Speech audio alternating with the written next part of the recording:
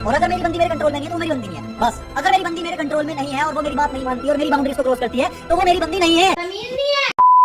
एक महीने पहले लक्ष्य चौधरी ने एक लड़के के ऊपर वीडियो बनाई थी। उस लड़के का नाम है देव त्यागी। उसके बारे में ज्यादा लोगों को पता नहीं था, इंक्लूडिंग मी। सिर्फ वही लोग उसके बारे में जानते थे जो अपनी लाइफ में कुछ डेटिंग एडवाइसेस चाहते थे। जिन्हें नहीं पता मैं बता देती हूँ, देव त्यागी एक सो कॉल्ड मोटिवेशनल स्पीकर है जो रिलेशनशिप एडवाइस देता है। इनफैक्ट वो अपने कोर्सेज भी बेचता है। देव त्यागी की एज 14 साल है और वो क्लेम करते हैं कि वो बहुत सारे रिलेशनशिप्स में थे और उन रिलेशनशिप से उन्हें ज्ञान प्राप्त हुआ। उनके एक्सपीरियंस से उन्हें पता चला कि लड़कियां कितनी बड़ी धोखेबाज होती है और अब वो इस देश के लड़कों को लड़कियों के खिलाफ जागरूक करना चाहते हैं। ये सब तो ठीक है मेरे भाई, पर ये जरूर बता देना मुझे कि तुम रिलेशनशिप में कौन सी एज में थे, नर्सरी में या प्रेप में। गाइस, मैं रोस्टिंग में बिल्कुल भी अच्छी नहीं हूँ, लेकिन मेरे चैनल का जो नीश है ना, क्राइम स्टोरी सुनाना आपको, उस नीश को मद्देनजर रखते हुए चलिए इस आदमी का आज पोस्टमार्टम करते हैं। अरे एक्चुअल पोस्टमार्टम नहीं, इसके कैरेक्टर का पोस्टमार्टम करते हैं। इसके बारे में थोड़ा जानते हैं, इसकी पर्सनालिटी के बारे में थोड़ा जानते हैं। सो रिलेशनशिप की एडवाइस देने वाले बंदे के रिलेशनशिप में झांकते हैं। देव त्यागी और उसकी गर्लफ्रेंड कनिका, आई गेस उसका नाम है, उनकी एक वीडियो है। उस वीडियो के अंदर आप इन दोनों की कन्वर्सेशन देखोगे ना तो एक पॉइंट पे कनिका बोलती है और जब वो बोलती है ना तो सब शॉक हो जाते हैं क्योंकि उसके मुंह से ना एक्चुअल में एक बच्चे की आवाज निकलती है। तमीज नहीं है ना, स्टूडियो का गेट है वो। ओके, तमीज जूते भी अपनी मेहनत से लिए हैं, तो वो गेट भी अपनी मेहनत से कमाया। वो नहीं, वो सरस्वती माता है। जो टिपिकल निब्बीज नहीं होती जो अपने निब्बाज से बात करती हैं और एकदम टिपिकल हाई पिच की आवाज यूज करती हैं, यहीं से पता चल जाता है कि मिस्टर सिग्मा ने एक बच्ची पटाई हुई है। अब आप एक एग्जांपल लो, आपके आगे दो लोग हैं, एक छोटा सा बच्चा और एक एडल्ट। आपको टास्क दिया जाता है कि इन दोनों को किसी पर्टिकुलर बात पे मनाना है, तो आपके लिए किसको मनाना ज्यादा इजी होगा? ऑब्वियसली एक छोटे बच्चे को, क्योंकि उसके अंदर दिमाग नहीं होगा, वो इजीली आपसे मैनिपुलेट हो जाएगा। यहीं पे देव त्यागी ने क्या किया, इसको ये कनिका मिली होगी कहीं और इसने देख लिया होगा कि ये बंदी के अंदर ना सेल्फ वर्थ है, ना ही ये लाइफ में कुछ जानती है। मोस्ट प्रोबेबली उसका ये फर्स्ट रिलेशनशिप है जितना मुझे लगता है, तो इसको मैनिपुलेट करना बड़ा आसान होगा। दूसरी तरफ अगर इस देव त्यागी को कोई स्ट्रॉन्ग इंडिपेंडेंट वुमन मिल जाएगी ना तो ये उसको नफरत ही करेगा, ये उसको हेट ही देगा क्योंकि ये उसको कंट्रोल नहीं कर पाएगा। देव त्यागी जैसे बंदे कंट्रोलिंग पता है क्यों होते हैं? वो इसीलिए कंट्रोलिंग होते हैं क्योंकि उनके अंदर इनसिक्योरिटी कूट कूट के भरी हुई होती है। ये बंदा खुद की बॉडी इमेज से लेकर अपनी हर चीज को लेकर इनसिक्योर है, लेकिन ये दिखाता ऐसे है जैसे कि ये दूसरा डेविड गॉगिंस है। खैर, डेविड गॉगिंस की तो मैंने क्या ही बात करी।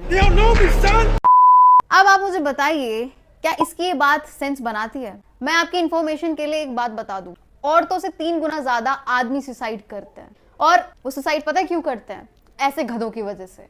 क्योंकि ऐसे लोग मर्द बन जाओ, ये कर लो के चक्कर में ना आदमियों को ये सिखाते हैं कि अपने इमोशंस को दबा के रखो, और बेचारे आदमी अपने इमोशंस को अपने अंदर ऐसे दबा के रखते हैं, किसी से शेयर नहीं करते, कि इन दी एंड उनको जब कुछ नहीं दिखता तो वो अपनी ही जान दे देते हैं। अगर आप आदमी हो इसका मतलब ये नहीं आप रो नहीं सकते। अगर ऐसा होता, अगर बायोलॉजिकली ऐसा पॉसिबल होता तो क्या आपके अंदर इमोशंस होते? रोने वाला इमोशंस तो फिर होना ही नहीं चाहिए आदमियों के अंदर, ऑलरेडी नहीं होना चाहिए, बायोलॉजिकली नहीं होना चाहिए, पर होता क्यों है? Because you are allowed to cry यार। आप रो सकते हो, आप आदमी हो, उसका मतलब ये नहीं कि आप नहीं रो सकते हो। डेविड गॉगिंस तक एक टाइम को रोया था और वो टफेस्ट मैन ऑन अर्थ है। ये तो क्या ही है उसके आगे। अगर लाइफ में एक्चुअल में इंस्पिरेशन लेनी है ना किसी से, तो जाके डेविड गॉगिंस के पॉडकास्ट सुन लेना। इस गधे पे अपना टाइम वेस्ट मत करो, सीरियसली। लेजेंड्स को देखो, अगर लाइफ में आगे बढ़ना है ना तो लेजेंड्स को देखो, उन लोगों को देखो जिनने एक्चुअल में लाइफ में कुछ अचीव किया है। ऐसे लोगों को मत देखो जिनको खुद नहीं पता ये लाइफ में क्या कर रहे हैं। ये लोग बहुत इनसिक्योर हैं, जो हेट्रेड फैलाते हैं यार। इस लड़के के हिसाब से दुनिया की सारी लड़कियां होज हैं, सारी लड़कियां गोल्ड डिगर्स हैं। शायद ये अपनी मम्मी और बहनों के बारे में भी ऐसी बात करता है। अच्छी बंदियां सबको अच्छा मानती हैं। जिन बंदियों का पास्ट खराब होता है ना, यानी कि वो कबाड़ा है खुद।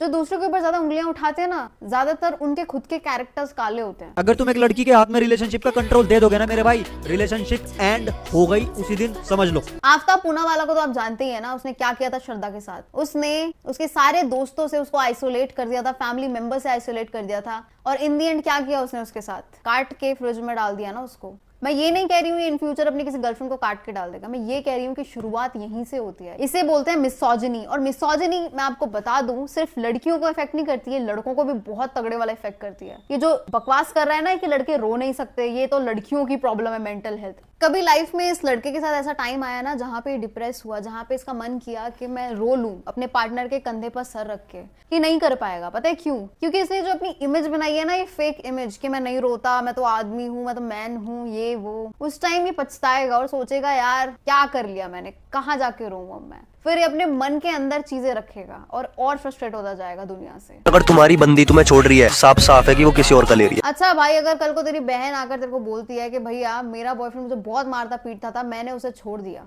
और उसका बॉयफ्रेंड तेरे को कॉल करके बोलता है कि क्या हुआ, तेरी बहन किसी का ले रही है क्या, तो तुझे कैसा फील होगा यार? हर रिलेशनशिप को छोड़ने का एक ही रीजन नहीं होता है। इतनी सारी शादियां टूटती हैं, उनके पीछे सिर्फ चीटिंग ही रीजन नहीं होता, कंपैटिबिलिटी इश्यूज भी कोई चीज होती है। हो सकता है पार्टनर टॉक्सिक हो उस बंदी का, हो सकता है उसको मारता हो, डोमेस्टिक वायलेंस भी कोई चीज होती है आई गेस। तेरी डिक्शनरी में नहीं है इसका मतलब ये नहीं दुनिया में नहीं है। अच्छी बंदियां पास लेके नहीं घूमती, अच्छी बंदियां हैप्पी होती है, अच्छी बंदियों के फैमिली अच्छी होती है, अच्छी बंदियों के अपनी फैमिली के साथ रिलेशंस अच्छे होते हैं, अच्छी बंदियां सबको अच्छा मानती हैं। जिन बंदियों का पास्ट खराब होता है ना, यानी कि वो कबाड़ा है खुद।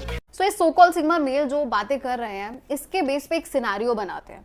ध्यान से मेरी बात को सुनना। सपोज करो एक लड़की है जिसका नाम है पूजा। उस लड़की के पास्ट में उसके साथ सेक्सुअल असॉल्ट हुआ है, उसके किसी रिलेटिव ने किया है। अब इस सिनेरियो में क्या होता है कि वो अपने पेरेंट्स को इस सेक्सुअल असॉल्ट के बारे में टीनेज में बताती है। अब उसके पेरेंट्स को जब पता चलता है कि जिसने हमारी बच्ची के साथ ऐसा किया है वो एक्चुअल में हमारा एक क्लोज रिलेटिव है, तो पेरेंट्स उस लड़की को बोलते हैं कि तू अपना मुंह बंद कर, या तो तू पुलिस में जाके कंप्लेंट कर ले और अकेली खड़ी रहे, या फिर अपना मुंह बंद करके चुपचाप से घर में बैठी रहे। और वो लड़की इस पॉइंट पे अपने पेरेंट्स को चूज नहीं करती, वो जाके सीधा पुलिस में कंप्लेंट कर देती है और अपने उस रिलेटिव को अरेस्ट करा देती है। अब उस लड़की का पास खराब है क्योंकि उसके साथ बहुत बुरी चीजें हुई, उसके पेरेंट्स के साथ उसका रिलेशनशिप ठीक नहीं है क्योंकि उसके पेरेंट्स ने उसका साथ नहीं दिया। तो क्या वो लड़की ट्रैश हो गई? क्या वो लड़की गलत हो गई? सिग्मा बनना है ना तो भगत सिंह जैसा बनो, ये ऐसे बेवकूफों जैसा नहीं। ये जो देव त्यागी है ना, ये भी बहुत छोटा है, ये सिर्फ 14 साल का है। इसने एक्चुअल में कोई रिलेशनशिप सीरियस नहीं देखा है अपनी लाइफ में। इसको पास्ट में 11-12 साल का होगा तब किसी लड़की से अट्रैक्शन हो गया होगा,